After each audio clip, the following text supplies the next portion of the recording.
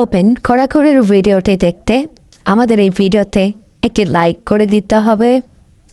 এরপরে আমাদের এই চ্যানেলটিকে সাবস্ক্রাইব করতে হবে। এরপরে পাশে থাকা নোটিফিকেশন বেল আইকনটি অল সিলেক্ট করে আপনাদেরকে রাখতে হবে।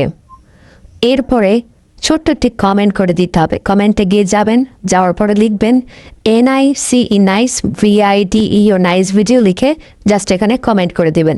এরপরেই সেই ভিডিওগুলি দেখতে পারবেন।